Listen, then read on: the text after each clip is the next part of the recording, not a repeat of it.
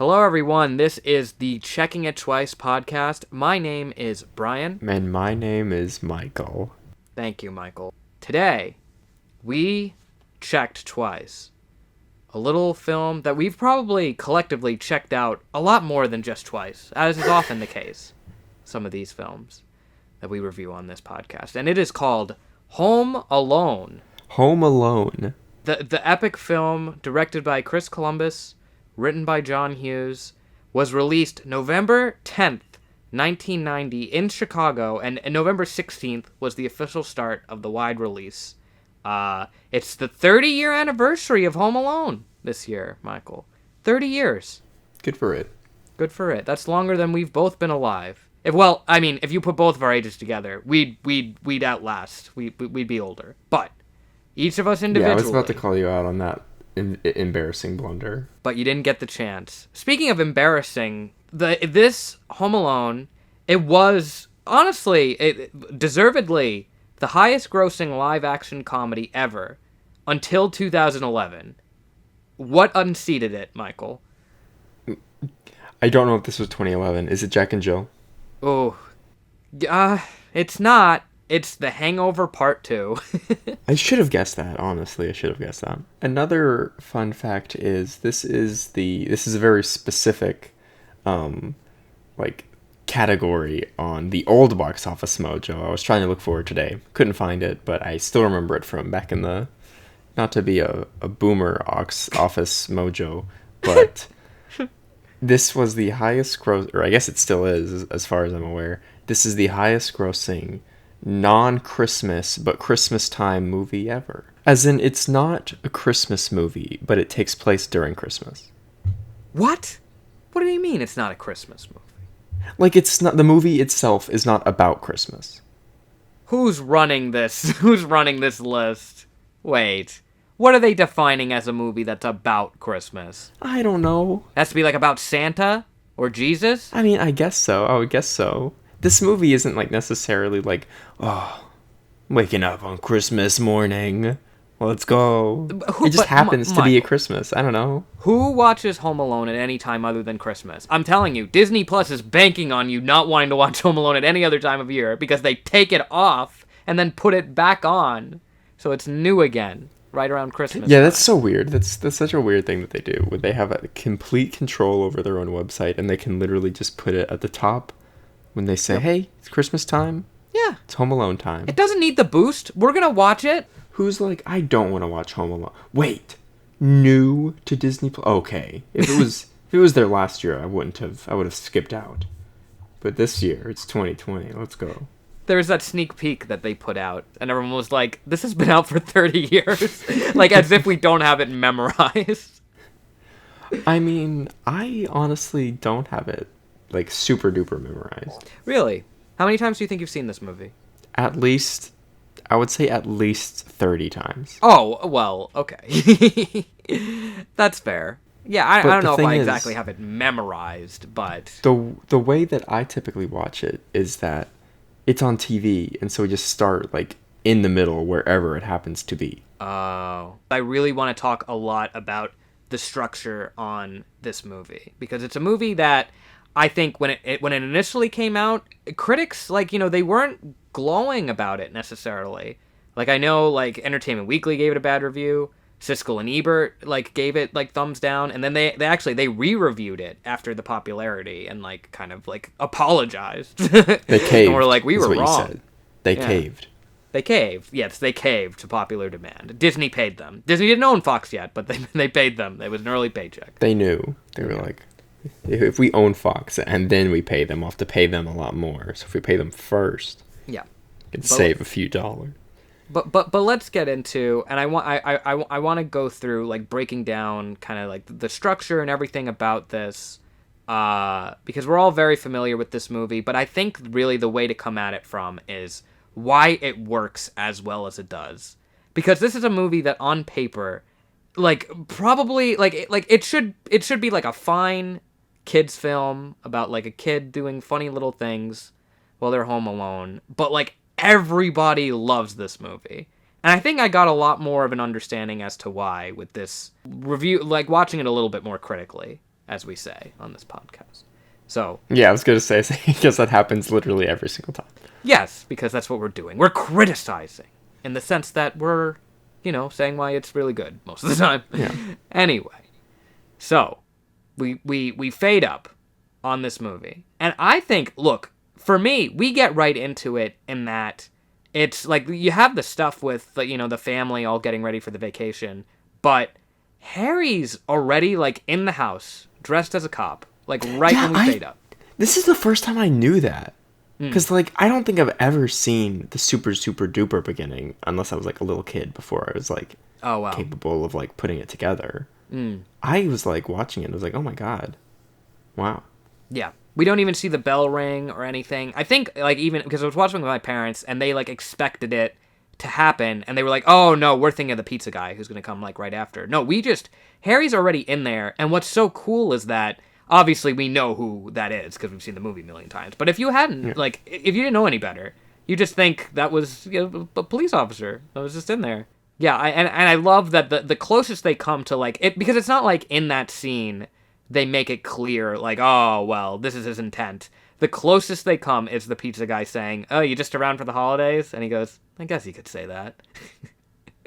Which is perfect. Which, assuming he was just exactly who he said he was, would be a really weird answer. But, we're like, it's the guy. It's the villain. Let's go. Look at him go. I'm saying let's go a lot. Cut him out, please. Well, I think, look, it could come off as just, like, it's sort of like him, like, making a disparaging remark about how he's waiting so long for some parent to talk to. So he's just like, I guess I'm around for the holidays. Okay. But, of course, so many great setups in the beginning. So much information is given to you. You get the tarantula.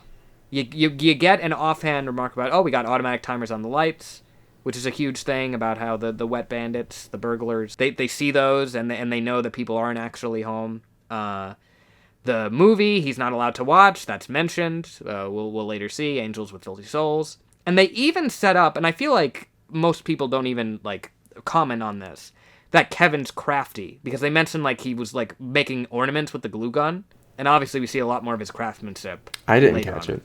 Yeah. Yeah, it's just, like, briefly said. But yeah, you have all of this stuff, and also, the little ways that you see the pieces fall together so that they actually do leave Kevin home alone, and you believe that, the title of the movie could happen. Starting with when he subs Buzz because they don't have the cheese pizza, the plain cheese that he wants. So he subs Buzz, and something goes into the trash. I did not see this. I assume it's his, like, passport? It's his little airline ticket. Wow, I didn't notice that. I, as well as many other Checking It Twice viewers, are furiously opening Disney Plus right now to check out this little detail. But, like, not just that. Like, all the different ways that they're like, okay, well, he stays up in the attic. There's that other, like, neighbor that, like, they do the head count on for him. They're in such a rush because they slept in. So I give that credit. But I clocked it. It's 18 minutes into the movie. He's home alone. Which, honestly, I think that's fairly quick to get to the premise. That's earlier than I was expecting after watching it. And not, like, I didn't look at the timer. So... Oh, okay. Yeah. So you just thought it felt like it was a little bit more into the movie. It felt longer, not in a bad way. I really enjoyed kind of everyone being together. It felt very, like, holidaysy. It does. Well, everything about this feels holidaysy. Like, what's interesting to me is that it pays tribute to these other, like, Christmas all-time greats, because you have Miracle on 34th Street is playing on a TV. It's a Wonderful Life is playing at one point. The Grinch Stole Christmas, of course, plays. So this movie, it has obviously very good taste in Christmas stuff, but when they're making this, like, they're just making their small little Christmas movie. Like, it's this modest thing, and who would have thought amongst the crew that it would one day be placed on a level, like, that's honestly comparable to those three, like, films I mentioned. Like, that, it's kind of crazy to think about. Something that I would say on the same note of it being this really sort of, like, little movie that suddenly just exploded is he got that John Williams score. Oh, yeah, absolutely. It's wonderful. John Williams, obviously, he is like the guy. Like, iconic, of course, in case you didn't know. Star Wars, and would later go on to do Harry Potter with Columbus, actually. But in this case, he wasn't always attached. They were just making their little Christmas movie, and Chris Columbus, he was listening to, I read up on this, he was just listening to the way that the music sounded in the current cut, and he was like, I mean, not really into how the music sounds. You know what would be great? And he said, like, as a joke, he was like, what if we got, like, John Williams? You know, like, John Williams. I'm sure he'd do a good job. And they sent it to him, and John Williams watched it, and he was like, oh, this is a really good movie. Yeah, I'll do it. And they were like, well okay. I didn't know that. I didn't know that either. You're just full of the Home Alone facts. And, you know, the score's Oscar nominated, the song's Oscar nominated. Like, I mean, it's an iconic, like, as soon as it comes up, I'm like, da da da da da da da da da. It's so good. Really adds to the holiday feel. Let's get into, I think there are real writing lessons to be learned from this movie. Because I mentioned about what separates it from being an average, like, slapsticky family comedy set at Christmas time. That no one really probably would have remembered all that much. What separates it from that and being the classic that it actually is? The underrated side to this movie, the secret weapon, is that the other stuff that's going on. It's not just the Kevin things. A lot of the Kevin things we remember, doing the little scream and like stealing a toothbrush, you know, watching the movie, all that stuff. Of course it's great, but cut back to the family, and it's maybe the best, most iconic mom performance in any movie. No, it's super believable. Yeah. I think, to me, it makes such a huge difference that this is a story where, on paper, it would be such an inattentive mother that, like, she didn't notice that she's, like, missing one of her kids. But she is, in actual, like, reality of this movie, so the opposite of that. She's so regretful. She's mortified by the situation. She goes, what kind of a mother am I? Kicks someone off the payphone and goes, like, hello? Oh, she'll have to call you back. Hangs it up. You know, calls the police just to check on Kevin. Like, giving everything she has to that one couple out of desperation to get back home. If I have to sell my soul to the devil himself, I am going to get home to my son. And like, it's funny, but it adds real emotional stakes throughout the film, because for a good portion of the movie, like, if you didn't have this, Kevin's over here, he doesn't understand where the family is. He just thinks they like magically disappeared because he like wished them away. So, because he's a little kid. So I think the fact that you have this, because it's such a likable mother that you're rooting for, it gives propulsion to a movie that otherwise would feel like, for a good portion of it, up until like the climax when you confront the burglars, it would just be a series of these episodic, silly like skits, these scenes of Kevin, or you know, like a TikTok compilation, if you will. Where have I heard that before? You can't capture lightning in a bottle twice, Brian. But they did with Home Alone 2. They did with Home Alone 2. Lost in New York. We'll have to talk about it at some point. It helps that it's pretty much the same movie. But anyway, we still love it. Like, I do feel like there are points where it's like, not annoying, because like you see where she's coming from, but like knowing Kevin's okay, it's like, chill a little, you know? But like if I was in the position, I'd be like, yeah, that's like completely, totally believable. I get it. I honestly liked the other kids like a lot. Like, I liked just their interactions with each other and with Kevin, just at the beginning when they're all like talking, and then even when like they're in the apartment, and then they're like, are you sure you're like not missing Kevin or not worried about Kevin like at all? And he's like, yeah, I'm fine, I'm not gonna be that lucky. It's like, oh golly, these kids are just like completely kind of separated from the whole actual plot of the thing. But I like hanging out with like all the characters. I don't know, all the characters are very likable. It feels like a very authentic family unit, and that even when like they kind of like don't have stuff to do, they're sort of off over there. I mean, that's the way that it would actually be if something horrible like this happened. Like, the adults would take control, and yeah, they would panic. And a lot of the comedy comes from then, like, you cut back and it's like, oh, he's, you know, like worrying that the worst has happened to him, but he's like just chilling. He's doing his thing. what's interesting is that I've watched the deleted scenes for the movie before, and there was like a little bit more for the rest of the like the dad and the other kids to do.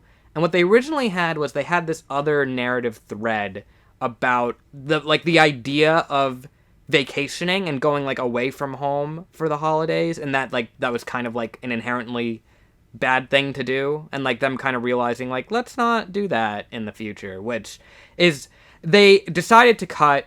I would presume because it doesn't really aid in like any of the actual other narrative propulsion of the movie, and like seems a little separate from what the rest of the message is kind of going for. And also, it would have really shot themselves in the foot when they go on vacation again for Home Alone 2. Yeah, that's what I was gonna say. I think, yeah, I can't do a sequel. Yeah. They would have just written around it. It would have been like Halloween or something. I don't know. It's going on a Halloween trip. The other thing that I think is so smart is that it's a very... This is a movie that could also have a huge tonal clash with everything that it wants to do. Because the Harry Marv stuff at the end, like it's gonna get pretty like silly with like a bunch of stunts and stuff. And I feel like if you didn't handle it right, that the whole thing of the mom, Kate McAllister, coming back home, trying desperately to find him, like you would be so distracted just thinking like I don't care about these silly stunts, like I care about like her getting back, like what's going on with her, like she's panicking. But they're really smart in like handing off what the prominent subplot focus is, because you get her in a good spot when she's getting the ride to Chicago from like John Candy's character. So you're like, okay, that's fine. I'm not going to be worrying where she is. It like kind of puts her on pause, so you're not like it's not occupying your mind. I agree. I forgot how much of this movie is not the ending when I was watching it this time, because I was like, okay, yeah. Because, like, the movie just goes on, and it's, like, actually, like, pretty much all of this is, like, pretty grounded. Yeah. Like, if I was just watching this in theaters and I had no clue, like, what it was. Yep. And I didn't see any of the commercials, which I assume, like, the ending was, like, or the commercials were filled with, like, scenes from the ending. I would watch it, and I'd honestly be kind of, like, surprised about how far it, like, kind of goes sometimes. Like, having the M burned into his hand. Yeah. And having like the iron outline. Right. Just like it feels like it goes like very like comic level, like cartoon animation level, yeah. like type of feeling and vibe. I like Joe Pesci. And Daniel Stern is Marv. Yeah, Daniel Stern's great too, but I didn't know his name. And I suspected about as much. Similar to It's a Wonderful Life, a lot of people are just like, oh yeah, the ending, of course. It's a little similar here in that, like, oh, well, you know, the stuff with Harry and Marv you just remember, but like that's definitely not the whole movie. You get to the last bit, and then it happens. I feel like this is partially what it's like built up to. It's like they're finally broken in. So many times he tricks them into like not entering the house, and now like they finally do. No, yeah, you're right. And they even like even during that sequence, like it's kind of intense, and like Marv, like when he grabbed Kevin's like foot, like in that one scene, and Kevin was like, "Oh God, like this was not according to plan." Yes. Scary. Like, that's just like super intense. Yeah, like, and then when he went like, well, he zip-lined over, and then they were like, they're getting smart. But on that one, he anticipated that they didn't want to go through his little house of horrors again and go on the zip line. So he was like he like was one step ahead of him on that. His big miscalculation is when he thinks that they're gonna run after him into the other house, but they take the other way. Which another scene that's like, oh my goodness, it's very like scary and intense, especially because like they actually do get to him, both of them. Yeah. Yes. And it's like, oh no, like he called the police, but like they're at the other house, so like what could even happen? Right. What I think they did that was really smart. It could so easily be, oh, this kid's stuck home alone, and then like kind of, you know, the burglars show up and they like break in and stuff. But the way that they thread it through is really clever, because they establish, like as we said, Joe Pesci's Harry is right there in the beginning, and they establish they're trying to hit all of the houses in the neighborhood, Families are away on vacation. They're smart with playing this game of Harry and Marv wondering, like, wait, is the family, like, at home or not? And there's, like, this, it lets there be tension, while at the same time it's funny. Yeah, like, they're not just straight up, like, idiot burglars, which I feel like would have been the easy move. It'd be like, 100%. yeah, look, this little kid, like, is beat. Like, they're, like, smart. Like, you have, like, obviously their goofy moments, and then Marv is just kind of, he's a goofball, but, like, they're good burglars. Yeah. There's a scene in the movie in which they just, like, successfully robbed a house. Like, Yeah. Yeah, and they leave their, look, it's silly because, like, their calling card is they'll like, flood each house, and, like, they call it out for how stupid it is at the end of, like, now we know every house you hit, like, and Harry just kind of looks at them like, oh, it's very funny. But, yeah, throughout a good portion of the movie, like, and that's why the end, I think, is so funny. Because they are these, like, you know, genuine threats, like, not, Yeah. like, they don't go too far with making them super scary. But, no, they're intimidating, and they're, like, fairly intelligent about it. And they do still figure out, like, they see Kevin, like, chopping down a tree, and they're like, well, there's no way, like, like, the family's not gonna let the kid do that himself. Like, that's, no, we got you. We know what's up. But yeah, and I love the, this is just a subtle thing that I always found funny that no one really talks about. When he does the Angels with Filthy Souls thing on them, which, by the way, that Angels with Filthy Souls, the movie that he watches, the old black and white movie, you know that that's a fake movie, right? yes. Yeah. They made that for this. Do you want to know how I know it's a fake movie? How's that? It's because whenever I saw Detective Pikachu, everyone was like, it's the movie from Home Alone. And I was like, what? It's not a real movie? It's from Home Alone? I was just looking that up. I forgot that they threw it into Detective Pikachu. It's a really funny Easter egg. Yeah, when I saw it again with you, I remember you mentioned it as well. I was like, oh, well, I guess I'm the idiot here. Yeah, well, I think they, like, play the audio out loud. Yeah. Well, it's just so crazy because there even was the actors' roles I was reading were going to be, like, flipped for the two characters that they play, but, like, one of them had like an injury, I think. So he just he, like, sat down instead. The guy who played Snake, a few years later, he realized, oh, I'm one of the few actors who couldn't come back for the sequel because my character was dead. So he was like, oh, man. But what I was going to say is that I dig the implication that, like, when he tricks Marv with it, that, like, he's, like, seen the movie before because he's like, one of the voices sound familiar. I know I heard that name, Snakes. But, like, they never followed through. It's like, oh, snake. Sound like a snake. Just very funny. Sounded like a snake. Yeah, that was funny. I forgot how funny, like, the movie was in terms of just, like, the writing itself and not just the slapstick. Yeah. Because Yeah. there's just a lot of, like, just funny line. Like, one line, I don't even know if it was, like, meant as a joke, but I thought it was, like, super hilarious. It was when Kevin got, like, what was it? The little firecrackers, and he goes, oh, nice. I'm going to keep these. They'll come in handy later. And it's like, yeah, it's just like probably the most obvious Chekhov's gun in anything ever. Another thing that I thought was funny when he was at the church, and then his neighbor's like, "May I sit down? Merry Christmas." And then his face goes from, like, terror to, like, "Huh? Wait, what? You're not allowed to say Merry Christmas. You're supposed to be mean."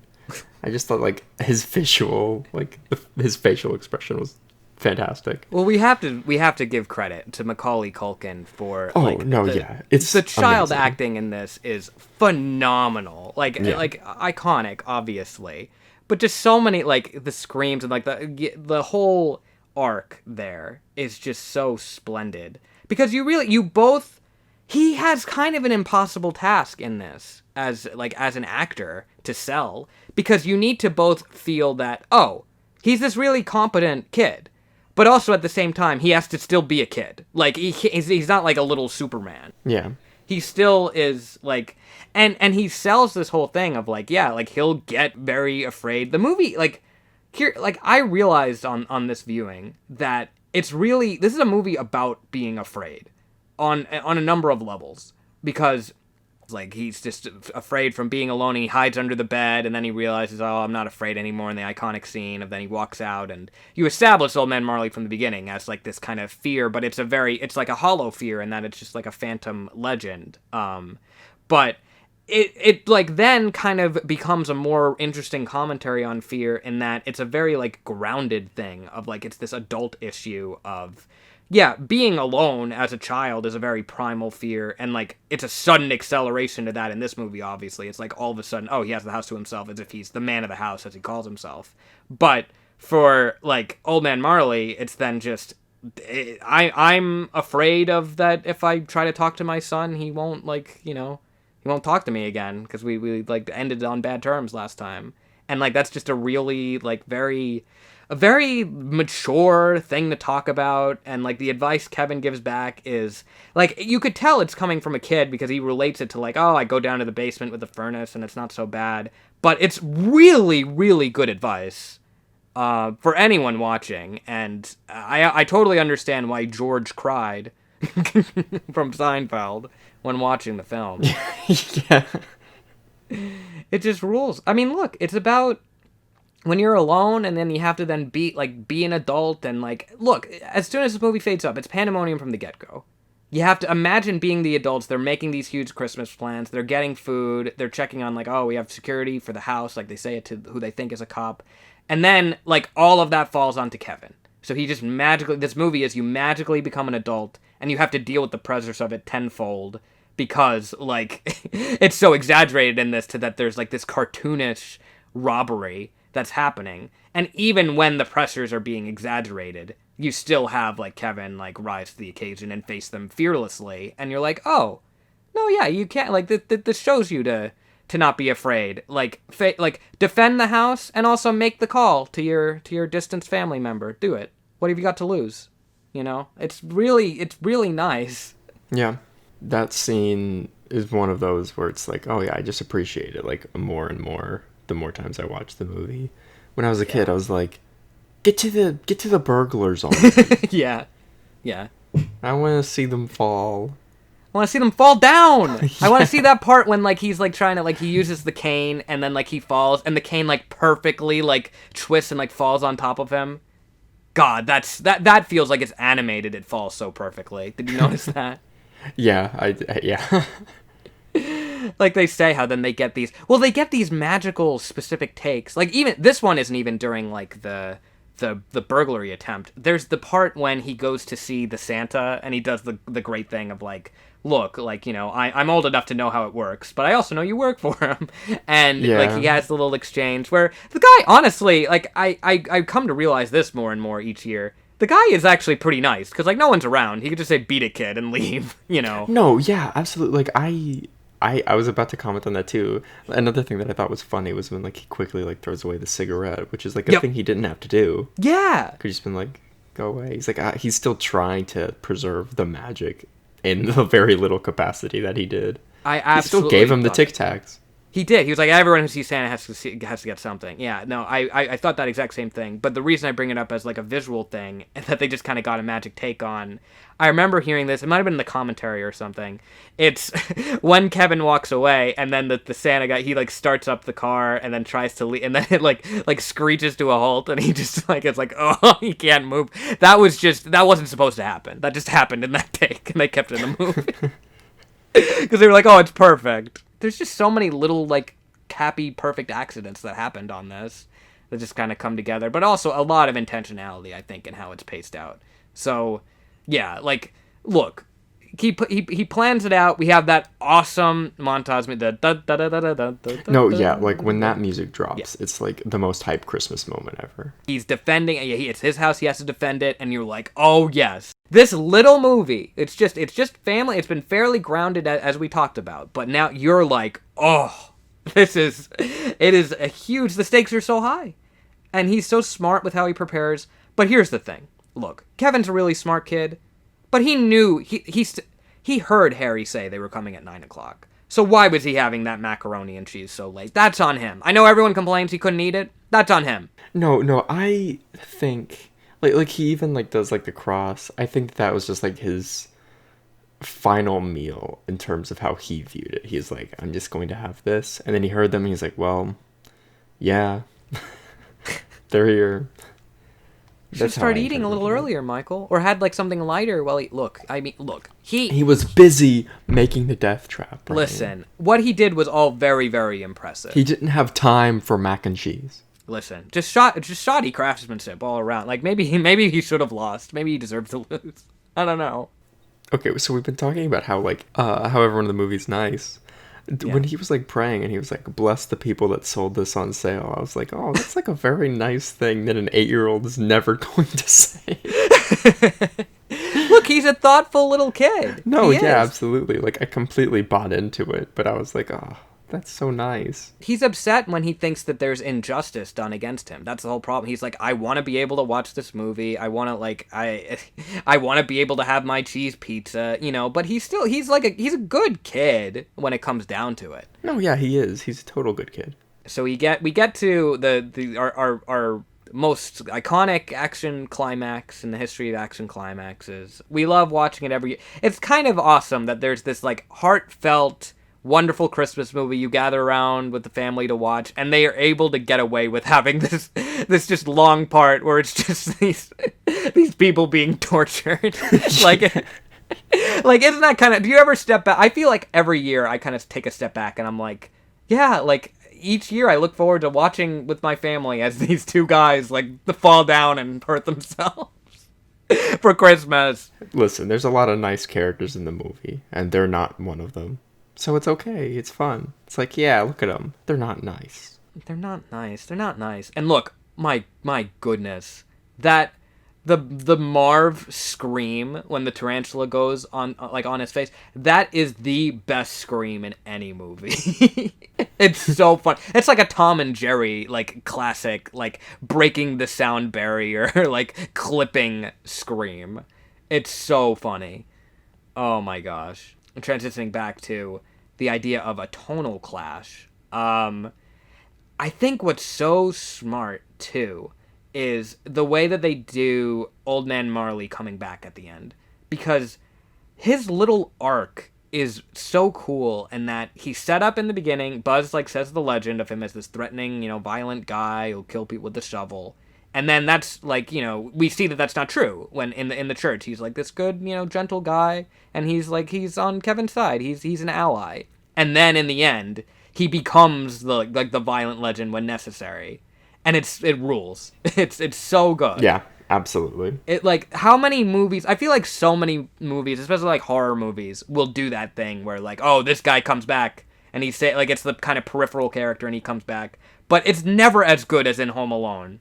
And it's done so economically too. It just happened, like they don't draw it out too long. He bangs them each with the shovel and picks up Kevin, goes, "Let's get you home." He gets it done. Like he rules. Like maybe Buzz was right. Like honestly, but like in a good way. In a good way. He took out his anger. Look, he said this is all of that pent up rage from not being able to like see his family went into those like hits of the shovel at that Harry and Marv. He was like, that's for not being able to see my son, and that's for not being able to see my granddaughter. All right, I'll take you home. Listen, you wanted the legend, I'll give you the legend. He's Luke Skywalker in The Last Jedi. You really think I'm going to come in with a shovel and take down the whole burglary?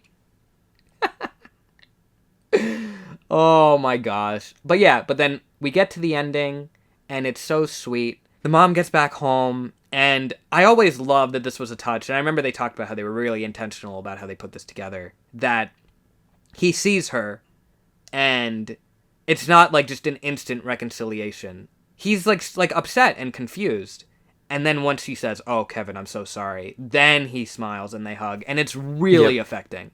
It gets to me. And then they all come in, and the mom realizes that she didn't have to like take that drive with John Candy and his annoying band. She could have gotten there just 2 minutes later. Well, I mean, the 2 minutes could have been the difference. It could have been the difference for all she knows. Like, what if she walked in while the burglary was happening? That's the thing with these movies. Like, we're so used to them as is, but it's just such separate worlds between the rest of the family and the burglars, both in this one and the second one.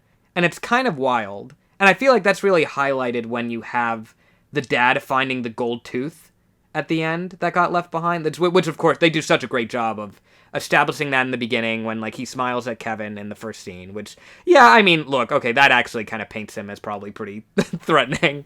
That was that was like the thing that made me go, oh, he's a villain. Outside of my own prior knowledge of knowing he's literally the villain of the movie. Yeah, no, that's true. Well, you see the gold tooth, it sparkles. Kevin later sees that again with the Merry Christmas. He puts it together like, oh, that's the guy who dressed as a cop. And then at the end, gold tooth left behind. And I feel like the dad finding it and not really like, honey, come over here, and then we cut away, and that's all we see of that moment.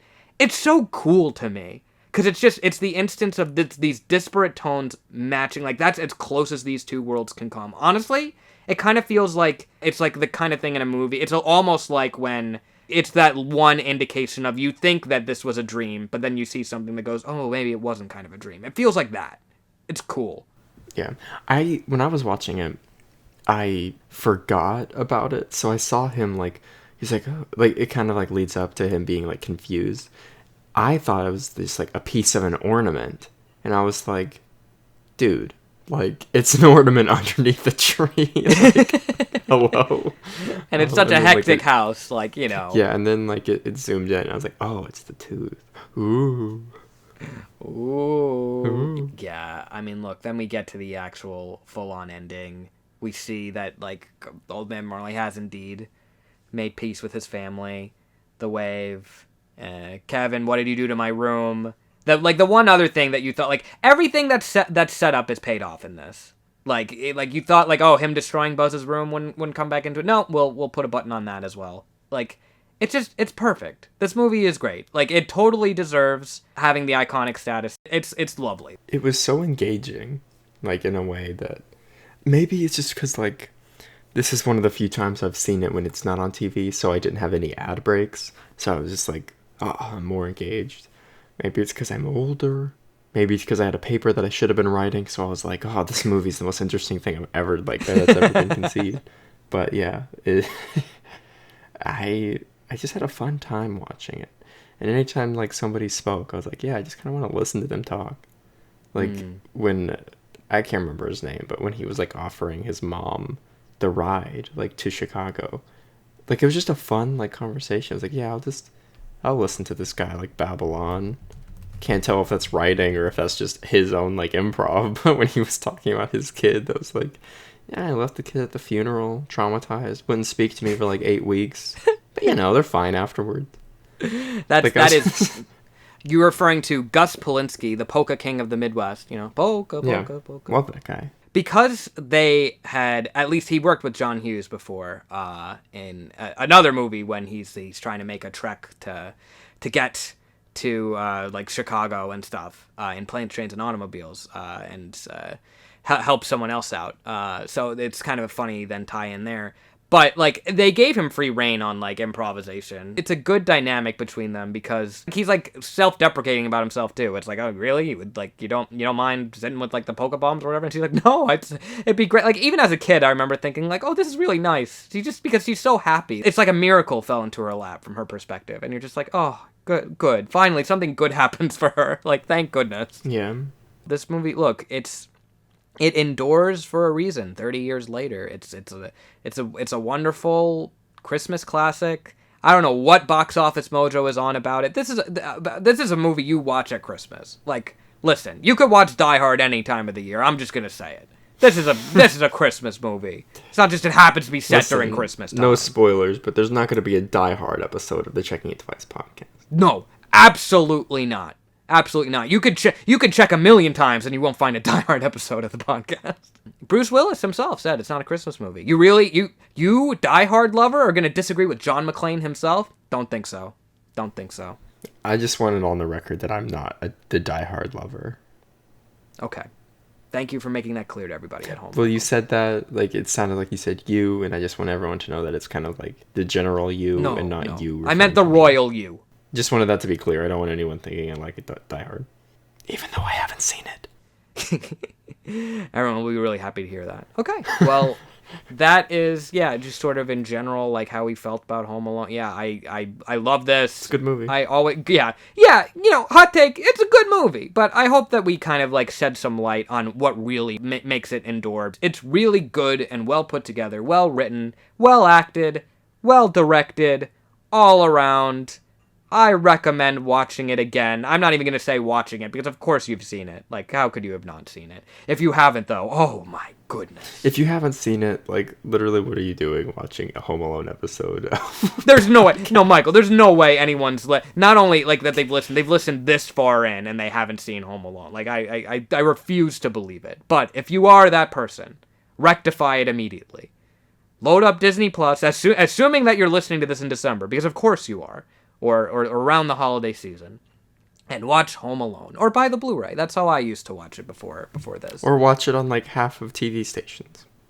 Yeah, exactly. Or like Freeform. I don't know. They play it a lot. That's the first time I watched it. I watched it on television. It deserves to be watched in full without commercial breaks. It does deserve that. We're an anti-commercial podcast, as we established in the Charlie Brown Christmas. Yeah. So there you go. So yeah, that's what we thought about Chris Columbus's Home Alone movie. Yeah, I'll watch it again this holiday.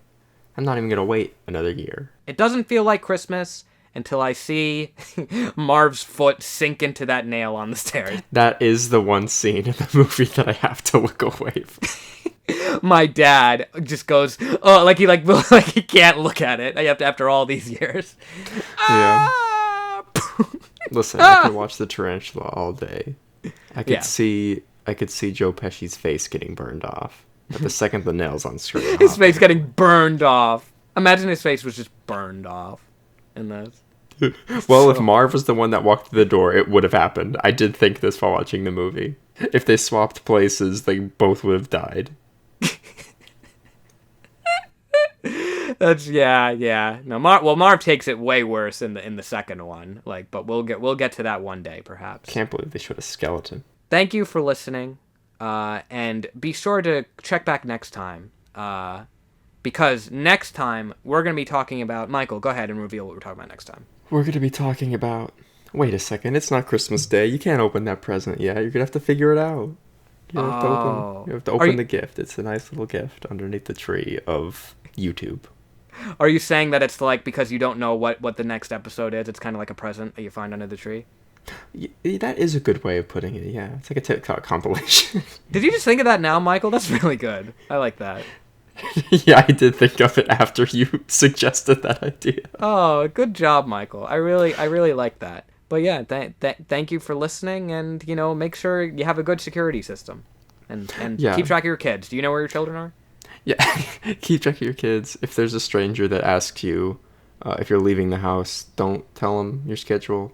Don't let especially them know if they're all the just ins like and outs of your security system. Yeah. Lighting and system.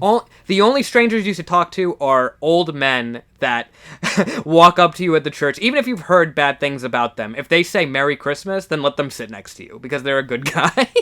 Also, tip your pizza guys. Tip your pizza guys. Especially now.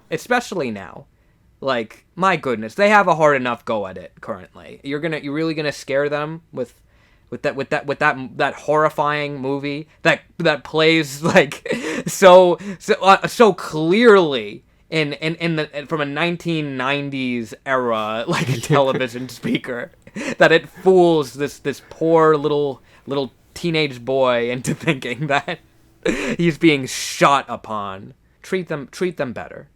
That's all I have to say. It's like a Christmas present. You don't know what's inside. All right, that's it. I'm done. Thanks for watching, McClunky.